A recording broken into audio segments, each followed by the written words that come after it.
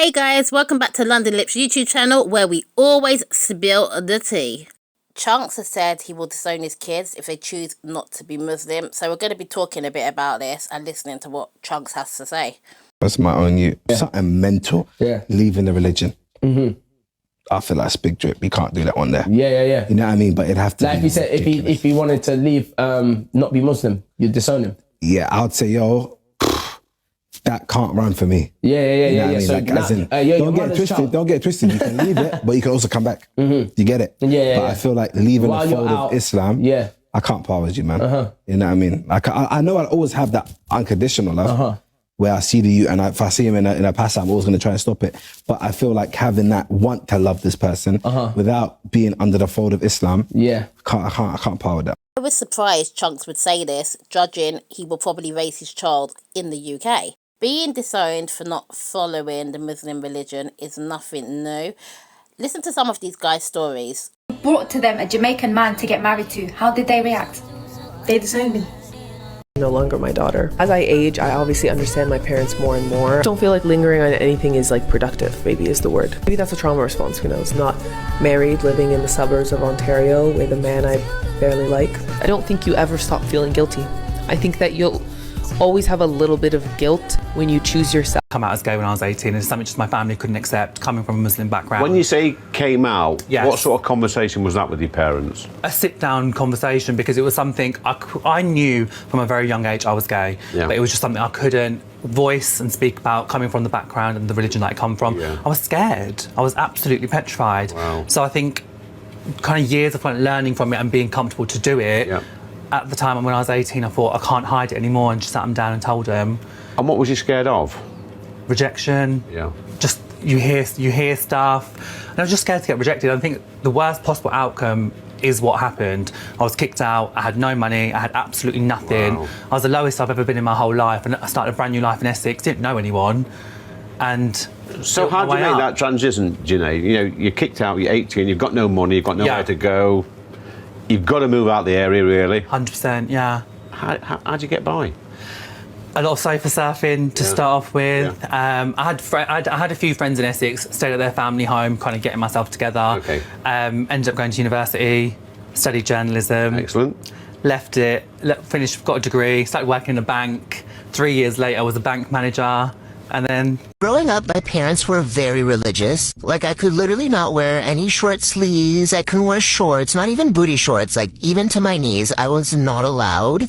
And I kind of felt left out. So in high school, I would, like, sneak in clothes. I would have, like, all this really cute lingerie. And, like, not even that I was wearing it for anyone. It was because it was, like, that whole trend where you would wear, like, jeans and a cute lingerie and, like, a little dress shirt. Like, that was the trend back in the day. And I just wanted to be like those girls, you know? So I pretty much had this entire double life growing up. And then it was time for me to go to university. And somehow this girl who was literally not even allowed past sunset convinced my parents to go out of the city for school. So the only condition for me going to school out of the city was that I would come home every weekend. Because they're like, oh, we don't want you to party. And I was like, in my head, I can literally party Monday through Thursday, so that's not stopping me. Okay, but I won't lie, I got over the party thing in literally like a week. Like, I hated going out. Anyways, I'm living my best life, and then I'm about to go on a date, and then out of nowhere, my dad messages me, and he's all like, you're dropping out of school. I can't believe I sent you here. He's like, I have all the photos, and I'm like, what photos? Like, after that phone call, I was genuinely so scared. I was like, what did he find? What did I do? So I'm literally freaking out because I'm like, this man is literally going to come here and murder me. And he's like, I'm coming on Wednesday to pick you up. I'm going to explain everything, yada yada. And then he's like, I have photos of you half naked. So the day comes when he's finally there and he comes to talk to me. And at this point, I was like 100% sure that I didn't want to go back home with him because he already tracked my location and everything. And I just knew if I went back home that he was like, my life was going to be over. So when we're in the car, he's like, I'm coming into your dorm room and I'm looking in your closet. And in my head, I'm like, Dad, I'm not stupid. I've been hiding this like for my entire life. I've already hid all the clothes in my closet, obviously. But at this point, like, I don't want to lie to him. I'm like, Dad, you know what? I'm tired of lying to you. I'm telling you right now, you're not going to find anything in that closet.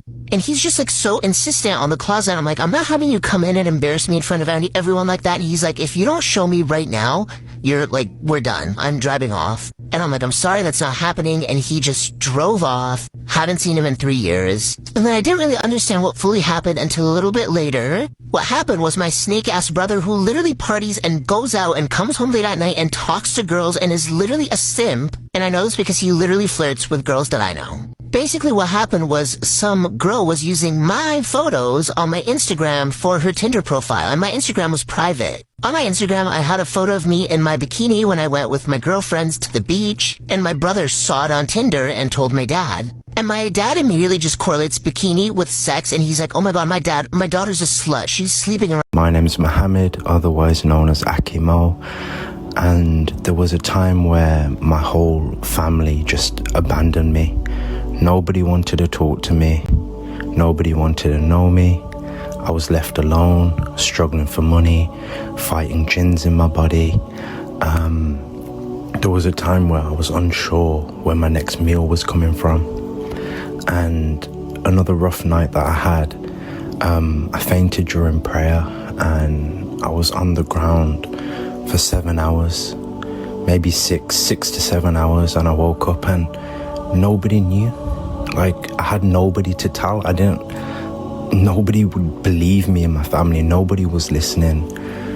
I've been through insanity, but the one thing I do know, it just means that it's a sign of Allah's love. Now, I know this topic is kind of heavy, and we're basically talking about, as I said, why some parents disown their kids. Before we get into it, okay, I just want to say this. I'm not trying to bash anyone's faith or culture. It's just about understanding why this happens, what's religion, what's culture, and honestly, how we can actually do better. Now, I am not Muslim, but most of this comes from research and people I've spoke to about the topic itself. And apparently, family ties are sacred in Islam. So the Quran apparently says, keep good relations with your kinship and ties. And apparently Muhammad said, peace be upon him, and whoever cuts the family ties won't enter paradise. So yeah, disowning your kid, that's not Islamic. But here's where it gets complicated. Cultural and community pressure. In a lot of Muslim majority cultures, family honour is everything. If someone does something that shames the family, maybe leaves Islam, marries someone outside the faith, or comes out with a lifestyle the family doesn't agree with, parents might feel like they lost their reputation. It's not really about faith, it's about fear of judgment. Let's be real, the reasons can vary, but a few keep showing up. Leaving the religion, for a lot of parents, Islam isn't just a belief, it's their whole identity. So if their child stops practicing or leaves Islam, some parents feel betrayed or heartbroken, like they failed spiritually. Then, like, in marriage and relationships, maybe, like, the kid marries outside their religion or culture, or they choose someone the family doesn't approve of. For some parents, this is seen as a disrespect or, like, some form of rebellion. Lifestyle differences. Sometimes it's not that deep. It could just be the way their kid dresses, their career choice, or moving out before marriage. Stuff the West feels are normal, but in these traditional homes, that sparks like huge conflict. And then you've got like gender and sexuality. And yeah, in some families, like being LGBTQ plus can lead to you being cut off, not because Islam commands it, but because families can't separate religion from shame or fear. Let me show you this guy who has come out as LGBTQ and how much his family is just embracing and loving on him.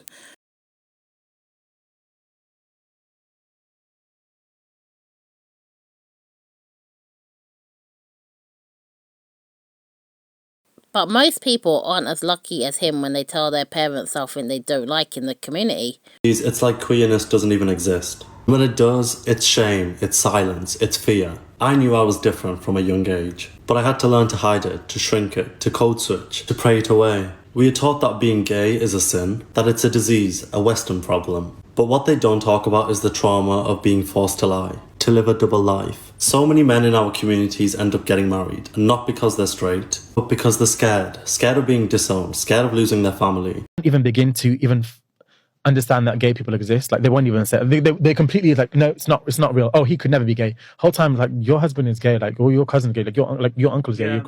I think a lot of people are upset with Chunk's opinion because they seen Chunks as a very kind of modern guy. Right? If you have a family member who left Islam, they're more likely to come back to Islam if you keep family ties. They need to be in an environment where there's Muslims. So if you just kick them out of your house or you just disown them and you kind of cast them out, it's going to be more likely that they get a deeper connection to whatever other religion they joined, because they're not going to have any, Muslim influence on them. However, if you still invite them to family gatherings, you still keep them within, the circle of your family, they're still going to have that Islamic influence on them, inshallah. So now let's talk feelings, because this stuff hurts both sides. Parents don't wake up one day thinking, I want to disown my kid. Usually it comes from pain, fear or confusion.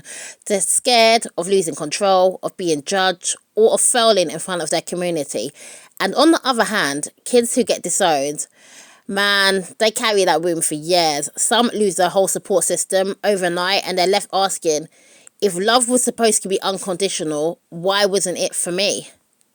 Families need to start talking, really talking, not yelling, not guilt tripping, just honest conversations. You don't have to agree on everything, but disowning someone solves nothing. All it does is create generational trauma, and that's not what faith was ever meant to do. Anyway, that's my take. If you've ever been through something like this, drop a comment, only if you're comfortable, and let's make this a safe space to talk. Let me know what you think about Chunks' opinion. Was you surprised by him? Was you expecting him to have a different attitude? Remember, faith and family are supposed to bring us closer, not tear us apart. Thanks for watching. Hit that like button if you learned something, and I'll see you in the next one. In the backseat with a 30. Niggas tryna shoot that shot, Stephen Curry.